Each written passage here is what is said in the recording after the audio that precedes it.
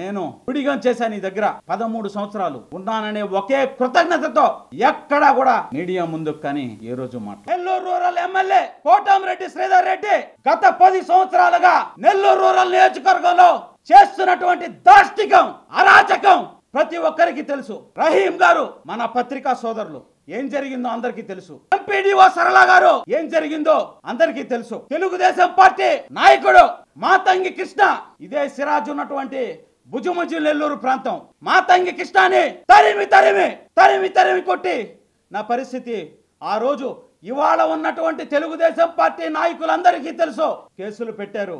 మాతంగి కృష్ణ ఏ విధంగా స్పందించాడో ఆ రోజు అందరికీ తెలుసు. విష్ణువర్ధన్ రెడ్డిని నీ సోదరుడు కోటంరెడ్డి గిరిధర్ రెడ్డి ఏ విధంగా చంపించాలని చూశాడో ఆ రోజు ఎస్పీ గారే సాక్ష్యం. ఎస్పీ గారు వాకింగ్ కి రాకపోయింటే ఈ రోజు విష్ణువర్ధన్ రెడ్డి లేడు. ఇవన్నీ కూడా బయటపడినటువంటి విషయాలు. లోపల ఎన్ని జరిగాయో, ఎంత మంది హతమయ్యారో ఈ హత్య రాజకీయాలకి, కోటంరెడ్డి శ్రీధర్ రెడ్డి హత్య రాజకీయాలకి ఎంత మంది హతమయ్యారో లెక్కలేదు. ఎంత మంది పొదుపు మహిళలు, మీ సోదరుడు కోటంరెడ్డి గిరిధర్ రెడ్డి అరాచకాలకి ఎంత మంది పొదుపు మహిళలు జీవితాలు అన్యాయం అయిపోయాయో లెక్కలేదు. మిస్టర్ జయవర్ధన్, గతం మర్చిపోవాకు. నువ్వు నేను ఒకే రూము, ఒకే మంచం, ఒకే కంచం. మర్చిపోవాకు.